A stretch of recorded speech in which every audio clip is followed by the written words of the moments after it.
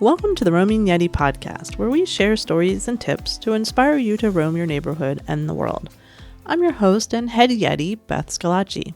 In this episode, I speak with Aaron Joseph to learn about bourbon.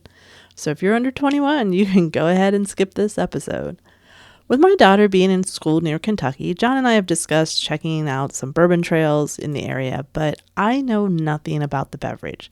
So I invited Aaron to get me up to speed on what I should know. Aaron Joseph is a beverage consultant and has been an active participant in the hospitality industry for over 19 years. He has spent time behind the bars in various roles from 2001 to the present.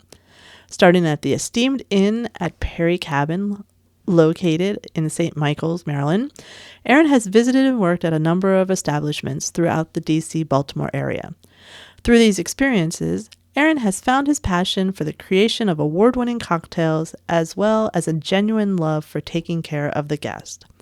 Currently, Aaron is using his many talents to serve as a beverage consultant in the Baltimore area, where he has designed bar build-outs, created beverage menus, and advised on numerous bar programs throughout the DMV. Aaron has created cocktails for major brands on national levels, as well as small brands local to his market. Through his hard work and crafty cocktail creation, Aaron has had cocktails published in national magazines Chilled, Food and Wine Magazine, Tasting Panel, Imbibe, as well as hospitality-driven websites like liquor.com and chilled.com. You ready? Let's roam!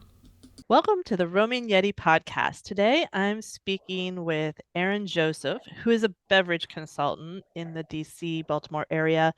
And today we're going to talk bourbon. Welcome, Aaron, and thanks for being here today. No, thank you very much for having me. It's a long time coming, and I'm very excited for this conversation. As you know, I've already confessed, and most people that listen, a lot of people that listen know I'm not a bourbon drinker. I am very much a craft beer drinker, and I know very little about bourbon. But I have a daughter who is going to school near Kentucky, where there's several bourbon places that we want to check out, and I don't want to go in fully like an idiot. I want to be a little prepared. So thus the reason I'm speaking with you. Well, I mean, no problem. It's always good to get some background information and have some kind of education, especially going into Kentucky, where quote unquote bourbon is king. And I think there's as many barrels of bourbon as there are people in the state of Kentucky. So, That's yeah. that's, that's a lot. So is Kentucky like considered the birthplace of bourbon? Um, when you look back at like distillation and especially distillation in the colonial periods, you got to look at what was being provided and what they had a resource. Considering everybody that established the United States was an immigrant, you had this rough um, kind of like importation of culture, flavor, food, and of course, some of them brought along their distillation or alcohol preferences as part of their cultural experiences. And from that establishment, um, there has been talk that rum and brandy were the some of the initial distilled spirits in the colonial times. Oh, okay. But then when you look at what Americans kind of thrived on is the distillation of whiskey and in particularly bourbon. Okay. So So that brings you saying whiskey brings up a question. I've been told, let me see if I get this right. Every bourbon is a whiskey, but every whiskey is not a bourbon. correct. So Okay. when you start talking about whiskey in general, whiskey is the broad category. And when it comes to bourbon, bourbon is the specific subcategory. Okay. So if you look at it as an umbrella method, the umbrella is whiskey, and everything underneath the umbrella it has subsidiaries or subcategories that can be defined as whiskey.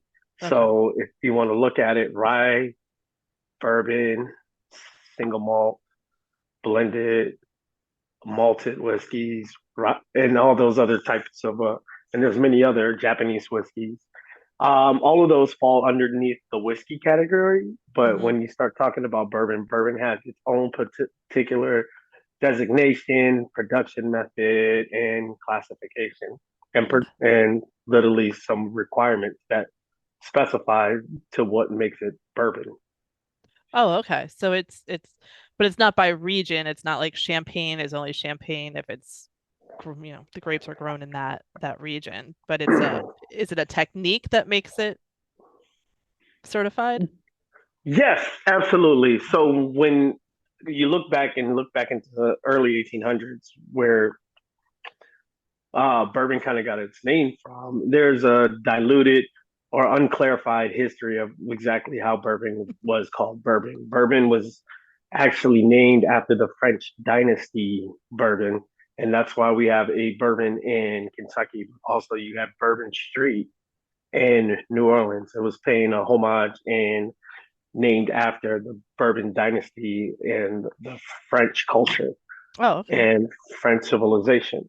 So that being said, bourbon specifically has a mash bill, has a proof, and has a specific like barrelization into which it is called, in which it classifies itself to be bourbon. Okay. Um, if you want to get into the specifics, majority of the mash bill has to be corn. So at least 51% of the mash bill. And when we start talking mash bill, it's just the composition of grains that go into the composition of the distilled spirit. Okay. So at least majority of that has to be corn. It has to be distilled in America. Okay. So it can be distilled in the continental 48 states. Um, and then from there, through distillation, it has to go in a new charred American oak barrel. And then it has to be stored there. And then once it makes contact with the barrel and it's stored and then emptied out of the barrel, we have bourbon. Now there's other things that are on the label in order to be on the label to call it bourbon. So it can be once it hits a new American oak barrel, it becomes bourbon. Okay. Now that being said, if you were to age it a certain time, over 2 years, you now can call bourbon straight bourbon, Oh. right? And then after 4 years, you now can put on an age statement on the Mm. bottle. So that was after 4 years you can do that? Yes, Okay. yes. Yeah, I mean And then that's all. Which I shouldn't laugh because when you really look at the styles of beer, it's just as complicated, but it just because it's new to me, I'm like, oh, okay. But no, I mean, but it's a great format and it's a great structure to kind of monitor and keep the actual integrity of the spirit to which it is. right. Where you look at other spirits, some of them still have a very particular format, like bourbon, but then there's other spirits like rum. Pretty much is the wild wild west, where you can just it has to be like a derivative of either sugarcane juice, sugarcane byproduct, or sugarcane any kind of type sugar source. Hmm. And then once it's distilled from that, then you can call it rum, and then you can do pretty much anything with it. Mm. Um, Brandies are a little bit more looser because all they have to do is come from fruit. It doesn't specify Okay. what fruit it is. And then tequila as well has a designation of origin and production as well. But for our intents and purposes in our conversation, bourbon definitely has strict rules. Hmm. And people have a tremendous pride about their bourbon, especially in the state of Kentucky. Well, I mean, I bet there's so much tradition and process involved. Like if you dedicate yourself to that, you should be proud of that dedication to it. Absolutely. And you got to look at, you know, everybody can produce bourbon, but Kentucky kind of is like the homeland and the mecca of bourbon. And simply because it's not only were the resources there to, grow the agricultural aspect, which is corn, but their water source in Kentucky is perfectly Mm. established to have a wonderful, very clarified, very qualitative distillate. And because it sits on a bed of limestone, the limestone acts like a filter. And so when they pull Oh, their water source from that aquifer, it is soft, it is nutrient rich, it is clean, and it just is a wonderful source to distill qualitative spirits. So because Kentucky sits on that limestone bed and they have source to that aquifer, the water, as much as the corn, is so much of an emphasis in creating a wonderful product that they call bourbon. wow. Okay. I mean, that makes sense. It's, most of these things are it's it's a lot of water. So Exactly, having exactly. the good water is but that's interesting that the limestone helps affect that water too. Yep, Very yep. cool. Um, so I don't, is there a simple way to break down how it's made without, getting into the weeds with all the details, but sort of what's the distilling process, I guess, to simplify it?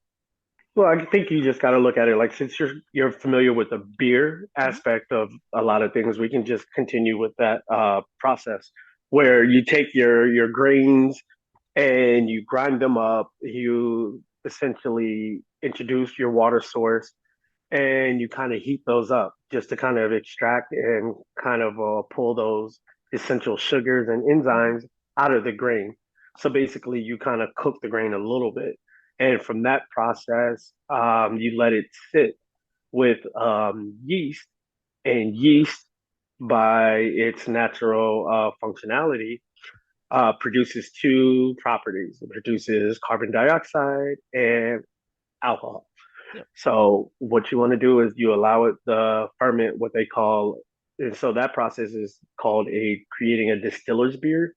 Okay. And with the process that you want to just create simple sugars that can be simply extracted, and then let the yeast do its job, and then therefore you create an alcohol content within that beer. Hmm. And from there, you can place it in a still, heat it up, and since alcohol, when heated up, is will boil faster than the actual water, you need something to capture that vapor. Okay. And so when you look at stills, these necks that come up, some of them are pot stills and some of them are column stills. But the whole basically functionality of a still is to separate water vapor from um, alcohol vapor.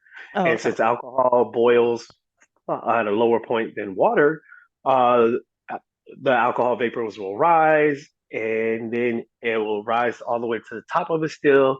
And then from the top of the still, they have this what they call a goose's neck, and it will, and also a condenser in which the vapors will go from gas to actual liquid and run down this gooseneck and into coils, and then you extract that.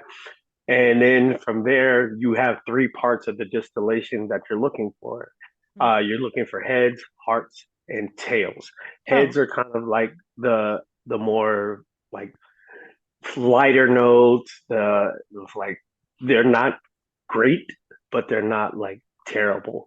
A okay. lot of people use like the heads to clean their stills Okay. and use it for things. They're like higher proof, but they're not as like flavorful. They do contain some like hazardous material.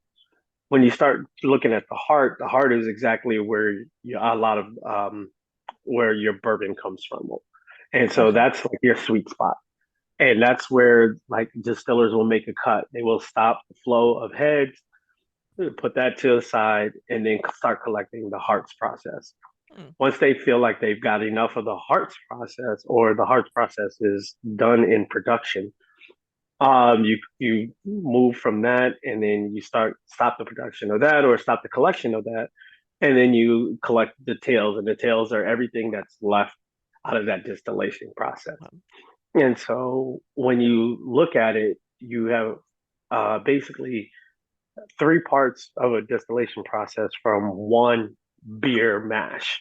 Hmm. And then from there, whatever is hearts will then be collected and then eventually put into a new charred American oak barrel. Okay.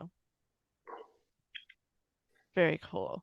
Yeah, I mean it's so funny because they both start with like basically wheat or corn, whatever Right, you're right. making from it.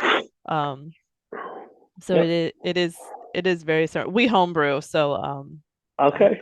probably a little too intimate with the beer process from a small scale. Um, Well, all you got to do is from that fermentation process, if you wanted to, you could probably take some of that fermentation or wort and then heat it up if you had a home still. Not highly don't I highly don't encourage that simply because most times it's illegal. right. Um, but if you were to say run in experimentation, you could do that with the same thing you're doing as a like you're doing your homebrew. Yeah. I don't think we'll tackle that one. We'll let that to the Okay. experts. Smart choice. Very, very smart choice. So, I know there's ages and stuff, like, are there styles of bourbon, or is it more based on the aging or the barrels, or, sort of when you're looking at a shelf, what am I looking at? So when you're looking at a shelf, there is a tremendous difference in bourbons. Not all bourbons are created equal. And so what you kind of have to do is look at what like the composition of what each bourbon is made out of. Okay. A lot of bourbons carry a similar format where they're going to use predominantly three grains, where they're going to use corn as the dominant grain. They're going to use rye as a secondary grain, and then they'll use barley or like malted barley or just barley in general as a way to control the enzymes, and then that part is needed to help like basically control a lot of the some of the flavor, but also the distillation and fermentation process as well. Okay. So what you now have, and what I've seen over the years, is emphasis on um, basically the type of grains that are going into the mash bill when creating their bourbons. Okay. So a lot of the staples have their mash bills, and then they won't change over time. So they're just going to be like, for instance, some of them are like 75% corn, 20% rye, and the rest malted barley. But now we're starting to see expressions emphasize, a little bit more on what the grain build is, and some of them will actually publish that on their bottle. Oh, okay. Two, you will see words like high rye bourbon, which means it's just a larger component of rye, and like they've scaled back the corn and used more rye, and that's to emphasize or incorporate a rye flavor into their bourbon, which Mm. is a little bit more on the spicier side. It's like white pepper. It's a little bit floral, things of that nature.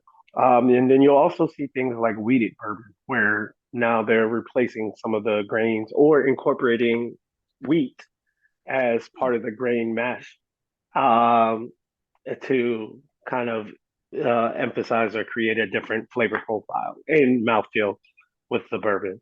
And Gotcha. so there's some brands out there that have been doing wheated since its origin, and there are now some brands that out there that are starting to incorporate that as a new distillation process for their spirits as well. And a lot of these are done simply because you want to add a nuance or secondary, tertiary flavor, or you want to achieve a certain what we call in the spirit world is mouthfeel, and that's the feel that you get from tasting your spirit. So when you have like a rye spirit, characteristically rye, it's gonna, I mean, characteristically, it would be more on the like spicier side, and you'll get different tasting notes on that aspect. Well, now when you put more wheat in that process, we like to call that the pillows talk, where it's like softer, gentler, and subtle flavors as well. So So, it's just mainly it mainly goes to what like the distiller or each company wants to achieve Gotcha. from that aspect as well. So And it, then go ahead. no, no, go ahead.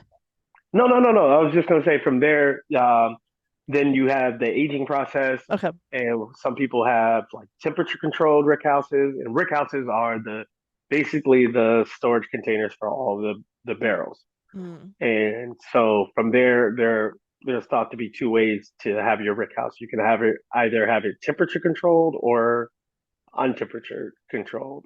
And so with temperature controlled, you're kind of controlling the temperature, and that controls basically what we call the conversation between the barrel and the liquid in the barrel. Um, Heat acts as a accelerator, and so or and that helps the liquid extract flavor from the barrel faster. okay. And when it's colder, it slows down the molecules and slows down the interactions, and so you're not getting as much extraction from that. And it's thought to say that you lose anywhere between 3 to 5% of your alcohol or your bourbon a year in a barrel, and that's what we Wow. call the angel share. So Okay. when you start looking at a bourbon that is over like 10 or 12 years, you got to figure doing the multiplication of 3% every year, that can be a considerable amount. So you can start off like 55 gallons, and then if by let's say year 10, you can probably have 35 gallons Wow. of spirit. So That and it that's just shown really in the price of the spirit then, right? correct, correct, correct. Yes, exactly. So yeah, I mean, it's just a matter of finding a spirit that you like, and as far as taste goes, and then from there, I always recommend people do the research and kind of research the companies Okay. that like the bourbon. Yeah, because Yes. how much of that information is on the label, or is it sort of you do your research before you walk in? Well, a lot of times it's a selling point, right? So you can go on like a brand's page and they'll tell you a lot about their production process and what they do. Now, that being said, I am a nerd and I've been in this industry for 22 years, so I've had the privilege of going to like a lot of distilleries. And then once you get to the distilleries, then you can kind of ask those hard questions that Mhm. sometimes they won't give you. So, up front. So, like, asking the mash bill is like asking to see somebody's little black book. It's kind of Right. personal, right? Right. There's some things that people don't hide, and there's some people that hide it very well. So, it's just a matter of, just what the brand's actually able to tell you. But there's so many like secondary and like investigative groups now with social media that all you have to do is really just join like a bourbon group and then start throwing out, inquisitive questions. And I'm pretty sure somebody has an answer for every question you have, you know. They can't keep it secret forever. Never, never, never. So Especially now, go ahead. no, go ahead.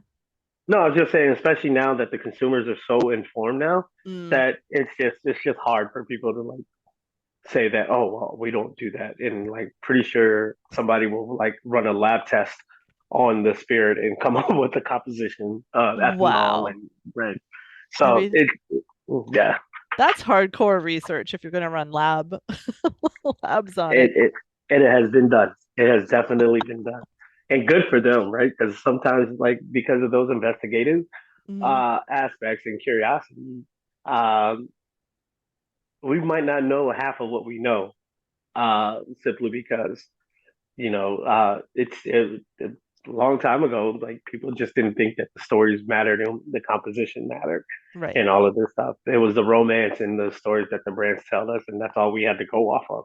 Yeah. But now we have another basically outreach and another resource group that we could actually kind of call bluffs and get verifications for a lot True. of these brands and spirits. So it has forced the spirit industry to be a little bit more transparent towards what they're producing as well.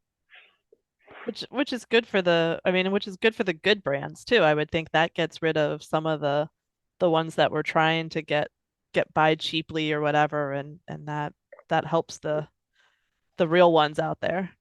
Absolutely, absolutely. But it also opens it up to like the smaller craft distillers as Mm, well, because now that consumers are a lot more educated as far as like composition, distillation technique, barrels, and sometimes now with the bourbons and a lot of, especially the whiskeys, it's the finishing. mm, You can kind of source what each brand is telling you, and kind of call them out. But you can also have that much more working knowledge when making a educated decision on what you want to drink and why you like makes sense. So, say I'm heading out to the store tomorrow, which I it. probably Okay. will, maybe tomorrow. But Okay. this weekend, Okay. and I'm like, what as a newbie, should I look for or try, or should I, or are there a few that I should do like a tasting through, or what's my plan of attack? I guess your plan of attack would be just to kind of figure out what you like. If you go to some of these like elevated liquor stores, they'll have some bottles for tasting. Mm, I highly suggest when paying attention to your liquor stores and when brands are going in for tastings, or a brand is going to be present there, go in and you necessarily don't have to buy anything, but like taste it and then let them explain to you what you're tasting, and that okay. way you can build your palate around it. I mean, there's some staples and brands that have been around for years and years and years, and there's a reason for that. But there's now a ton of niche and craft and smaller producers out there Hmm. that are doing some phenomenal things. So again, what I like to suggest is one, if you can taste everything, that way you know what things taste like. But if you can't taste everything, um, like if I would say, pay attention to kind of like what the brand, what do you know about the brand? Okay. Like if you're only drinking your bourbon and cokes, then I mean, I guess that's the application that you need or you want to use them. You were going to probably be looking for a less qualitative spirit than you would be if you were going to, let's say, make old fashions or just drink it by itself. Okay. So I guess it would just say look at price point as well, because that's a huge consideration for a Hmm. number of consumers, especially when they're making their first choice on their bourbon selection. Price indicates age, but Okay. necessarily doesn't indicate quality. So there's a great value in whiskeys and bourbons that are that are really moderately priced, and then there's some great bourbons that are underpriced, and there's some great bourbons that are priced adequately, and then there's some stuff that's overpriced as well. So Gotcha. it's just like it's just like buying a designer purse Right. or like buying designer clothes. Like at the end of the day, a shirt's a shirt, but like who's got it on and who made it and what the label is and Right. what you're comfortable wearing and paying for it is what you're going to be comfortable wearing. Gotcha. So So, yeah. yeah, I mean, so I won't be, a confession as a craft beer drinker. There's definitely the breweries I like, but oftentimes you're just literally picking it based on the label. So when you grow up with don't judge a book by your cover, well, there's no other way to pick a beer most of the time. And Right. then it's a style you like, and oh, that looks like a fun label. I'll give it a try. Um, so it seems like maybe a little more research with my bourbon choices, so I can do that. Um, Yeah, and then please, like if you know your palate, a lot of the people that work in stores will definitely help. Just because I would say be familiar with your palate and know what you like and know okay. what you like to taste. I mean, coming in with like for myself and bartenders alike, we always ask people, what do you like? Because their favorite thing to ask us is what is our favorite cocktail, and always describe the cocktails as it's like having children. You prefer different ones at different times on different days. Necessarily, you don't have a favorite. Um, At least you don't admit to it. exactly, exactly. Um, But that being said, just know what you like and know what you don't like, and don't be afraid to make a mistake. I mean, it's alcohol Right. for one, so it's gonna be there. But yeah, some things are better than others, and you learn from our mistakes. I think I learn more from my mistakes than I do more from my successes. So, Exactly. That's for and sure. if not, there's always a party that you can bring a bottle to. Here you go. Here you go. It's open. Good. Ah, don't worry. It's just a little bit out of it. It's angel Um, share. It's angel yeah. share. It was Beth's share. It's fine. Yes, yes, yes, exactly. So when you're tasting bourbon, like do you again, I'm so sorry for my stupid questions. No worries. Um, like do you put it on ice if you're just trying it, not mixing it or anything, but like if you're just gonna drink bourbon as bourbon, do you do it at room temperature? Do you put it on ice? Like what is the best way to sort of experience that palate? I think it's a little bit of to again leading to your personal preference. Okay. So when you're tasting bourbon, I like to taste everything concentrated first, so literally straight out the bottle. Okay. And when you're doing that, I like to taste it twice. So I Hmm. take my first sip, which basically kind of nullifies anything that I have going on my palate. It kind of washes your palate and kind of neutralizes anything that would make the flavor obscure. And then I usually spit that part out. Okay. And then the second one is the genuine taste, and I usually let it sit in my mouth for like 3 to 4 seconds, so it just coats everything. Okay. And then either it's up to you to either spit or swallow. But the reason you do that is because you want to get like that prominent, clear taste. Okay. So for myself, I do two tastes on that. Now, when you're pouring it over the rock, over ice, you're looking to do a couple of things when you're pouring it over the ice. Ice is a friend and a foe when it comes to, alcohol and especially in cocktails as well. Ice brings temperature down, right? So by bringing temperature down, we know that things slow down when the temperatures drop. So you're also looking to suppress or mute a little bit of that flavor, Mm. right? So Hmm. you're looking to if something's a little bit more vibrant than you would like, or what we call hot, and that's simply because the proof is a little bit higher than what the mandated 80 proof would be. You have barrel strength, you have overproof stuff that's like 100, 110 proof. Wow. That's going to be very much concentrated. I would say, yeah, you just throw that little on the ice so you can just kind of like just stretch out the flavors. I always tell people tasting spirits and tasting cocktails are like playing an accordion, right? You taste everything. When you first get an accordion, it's very tight and compact, and there's really not a lot of room for notes to be expanded. But as you expand an accordion, and in our case, we're talking about ice and water, which is dilution. As you expand an accordion, it allows those notes to be elongated and definitely isolated. Okay. So then you can kind of taste it, and it elongates kind of like the flavor component of the whiskey. Hmm. So and that's what I would do. So if you see people like, oh, I need a couple of drops of water, that's exactly what they're doing. They're just trying to like tone down the flavors and expand the flavor profile. Now, some people like it over ice, and that's their preference. I mean, we call those purists, Okay. but then a lot of people like their bourbons and cocktails. Hmm. And so it just really depends on what you like to drink and how you want to approach your bourbon. Right. So there's not really a best way, it's your way. Your way. Which you said about cocktails, which brings me like, what are I know an old fashioned. I've had those. Those are very good.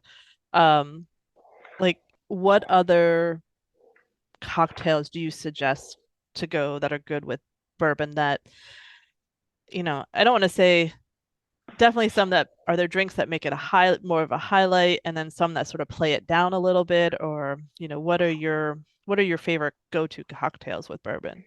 Well, I think you got to look at what kind of style of cocktails you like to drink, and then for example, if you don't know you like bourbon, you don't know what kind of cocktails you're gonna Right. like. So I would say like stick to your general like base palate, right? If you like softer citrus forward drinks, there's cocktails out there that use bourbon in that incorporation. Mm, If you like things that are like martinis or what we call spirit forward, there are styles of bourbon cocktails out there that you can pursue to drink that highlight different aspects and different flavors. Like, for example, the Manhattan is a mhm, composition of bourbon, sweet vermouth, and bitters. mm, All three of those are alcohol, so we would classify that as a spirit forward cocktail. But those other two components, other than bourbon, add a little bit of sweetness, add a little bit of depth, and add some intricacies to the cocktail that make bourbon kind of a lot more palatable. I want to say if you find bourbon impalatable or approachable. mhm, The old fashioned is another one of those that are spirit forward. With it's just the use of bourbon, a sugar source, whether it be simple syrup, flavored simple syrup, agave, and then bitters, mm. and that's usually served on ice as well. Now, that's something that is like if you like to taste the alcohol, those are something I highly recommend. Now, for those that don't necessarily taste like to taste the alcohol, Mhm. but still want to enjoy bourbon, like if you're a margarita fan, there's a cocktail out there. It's a new classic called the Gold Rush, and it's simply Mm. a bridge between what a bee's knees is in the gin world as far as cocktails goes, but it's substituting bourbon, and Mm. so you're using bourbon, lemon juice, and honey. Oh. And so it's lighter, it's citrus, it's a little bit sweeter in application, but it's you still get the flavor profiles of bourbon, but you get the contrast of citrus and the honey as well. Um, Another one is the Kentucky Buck, which is a simple play off of what a lot of people know as a Moscow Mule. Oh, So okay. instead of the vodka, it would be bourbon, use of ginger beer, lemon instead of lime juice, and a little bit of simple syrup. Hmm. And some people throw a little bitters in there just to add a little bit of depth and flavor as well. So that one you have something light, refreshing with a little bit of effervescence. So your bourbon's not terribly prominent, but it's still there for um, a secondary flavor profile. We can't forget about the mint juleps, especially since we're talking about Right.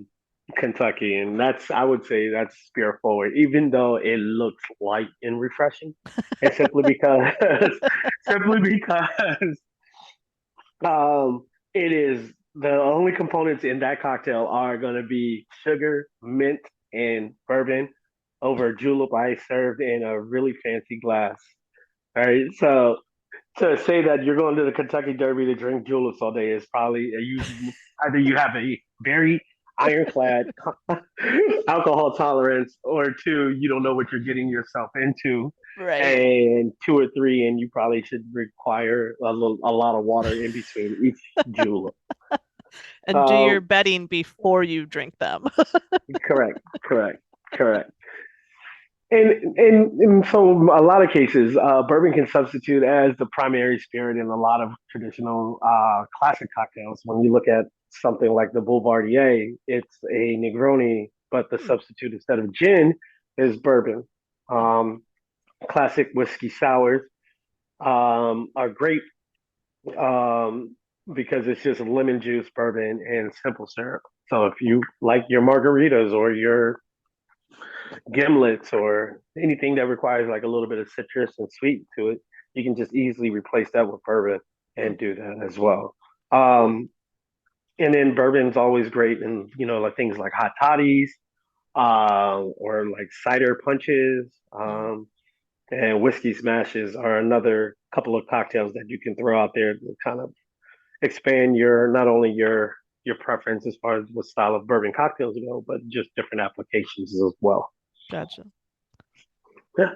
Yeah, I guess I didn't realize how I just always I knew there were some mixed drinks. I didn't realize how many options there were. I just always thought of it as how the purists drink it, you know. Exactly. Well, and if you talk to any purist, they'll tell you they have their bourbons that they like to mix, and then those bourbons that they like to sip. Fair enough. So, so that being said, it's not necessarily a limit on what you like to do, but it's just Right. a preference. Now, do you have a favorite bourbon, or I don't want to get you in trouble with any of your clients or anything. So maybe I shouldn't um, ask. Or is there, or a favorite style? Maybe I won't get into brand. I don't want to get. Personally, myself, I do like a little bit of the ones that have carry a little more of the rye Hmm. component in the bourbon composition.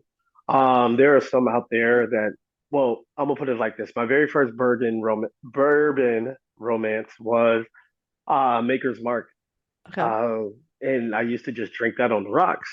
And for so long, I didn't understand why I like Maker's Marks as opposed to like Jim Beam or Woodford or anywhere else, simply because that was just my preference. Well, then I go to Maker's Mark and toward the distillery, and they come up with their mash bill and tell me what exactly like their mash bill is composed of, and their mash bill is composed of a lot of wheat in their Mm, composition in their mash bill. And I was like, that makes the most sense because Maker's Mark on the rocks would be the most delicious thing, but it would never have that bite that I found in a lot of the other bourbons.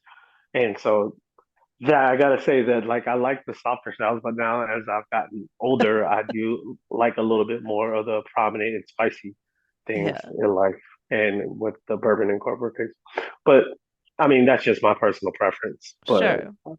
yeah, Totally. I mean, this information is great. And I think the one thing I did not tell you that was coming up is sort of I run through a few rapid fire questions that I don't send ahead of time just ah, for fun. okay, Um now okay. Hold on, let me stretch and get my mouthpiece in. Let's go, let's go. let's go. Um a lot of them are around travel, so yeah, we'll change a little bit. I mean, But we can stick with travel. I like to travel as well, but I knew, I figured. But I do this information about like I feel like now I can walk in a distillery and not look like a total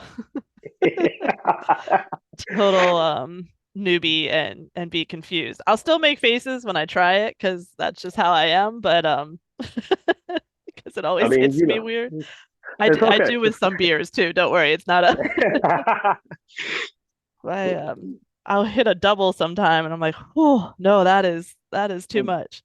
Um, believe me, I went to a brewery and they were brewing IPA, and I was just like, this smells like college. Like this absolutely smells like college. Like, what is going on here? Is this a new CBD beer? Like, what is going on? And they yeah. were like, no, that's the hops. That's the hops. I was like, okay, okay. Yeah, depending on what hops, it can definitely give off that odor, which is which is fun to explain to your child as you're brewing. Like, what is that, mom? Like, oh, don't worry about it. It's just hops. But if you smell it at So the dorm, it's something else. yeah, there's no home brewing going on in college. Yeah, exactly. They're not doing that. All right. So, favorite road trip snack. Favorite road trip snack is either gummy bears or French onion sun chips. Nice. Do you have a dream trip? A dream trip is to go and road trip to every baseball stadium in the United States. Oh, it's a good one. Yeah, How many teams are? I'm a football fan, so I always forget how many baseball teams there are. a lot. A And lot. they play a lot of games. Yeah. I think there's 36, 30, Okay. 38, maybe. Yeah, so a little more than NFL. So, but yeah, that would be quite the road trip. You're gonna need a Absolutely. lot of gummy bears. Yes, exactly. Do you have a favorite trip that you've been on? Yes. Recently, I just went back to Hawaii after not being there for 22 years, and I spent 2 weeks there, and it was the most glorious thing I've done in a very long time. Uh, Which island were you on? Oahu. Okay. Little background: I was actually raised on Oahu, Oh, so it was just kind of nice. good to go back home and just kind of just be one. Um, I did a sunrise hike every morning and tried to Mm, catch a sunset every night, and just kind of it's good to just kind of be in the water and be present. So yeah.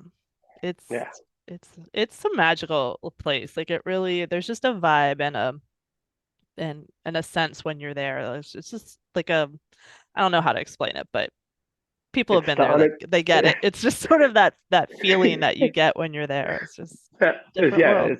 it's the mental and physical oasis. It's just literally a break. And not to mention the food there is absolutely it's outstanding. I lost 20 pounds to gain the 20 pounds back because I knew I was going to gain from eating everything. So, That happens. Um, do you have a favorite travel tip you can share with us? yes, go out your comfort zone, be safe, but go and try new things. Experience the culture like a lot of the locals would. So, therefore, you have a true appreciation of about the destinations and the places you've been. Very good. And who is on your travel playlist? So whether your road trip or is whether it's music, podcast, what do you listen to when you're out on the road? If I'm so my dad and I have an affinity for doing road trips together, Oh, and cool. he he started me on like 70s funk and soul, so definitely old school when I'm with him. When I'm by myself, a collaboration of 90s hip hop, reggae, um, and a little classic soul would definitely be composed of my like genres. Um, yeah, I want to say those are the three mainstays, and then I'll throw some either some house or something when I'm getting tired or excited. Yeah. Yeah, Yeah. just Yeah. something upbeat. You and I would road trip well together. That would be good. Yeah. No one else in my house will tolerate that. I will let me listen to that, but that's okay when I'm by myself. It's what earphones are for. It's what earphones are for. Exactly. Well, this was Well, great, Aaron. I so appreciate your time and your knowledge.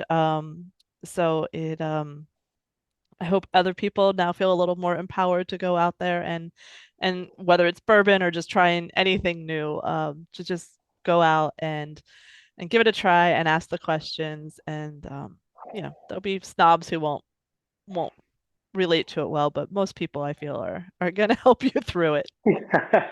yeah, I would say like as one last bit of advice, don't afraid to ask the dumb questions because somebody has asked them before, and more than likely, the group you're with there's more than one person that's inquiring about the same thing. So if you want to go ahead and jump on the grenade, feel free to, because there's more there's more than just you that probably will benefit from you asking the question. And Exactly. yeah, yeah, just go ahead and ask. Like there's no shame in learning. That's great. Well, thanks again for your time, Aaron. Thank you very much. This has been an absolutely amazing opportunity, and it's so good to talk to you. And glad, hopefully, I provided some insight. So. Absolutely. Thanks again to Aaron for giving me the 101 on bourbon. There was so much great information in that conversation that I plan to put plenty of that to use. And thank you for listening. I hope these episodes inspire you to get out and roam, even in your own neighborhood. So please subscribe so you don't miss any future episodes. And if you like what we're doing here, please leave a review and a rating. Also, to help support us, please head to yeti2shop.com to pick up some Roaming Yeti merch and sign up for our newsletter to join us on our monthly bingo challenge. Talk to you soon and keep roaming.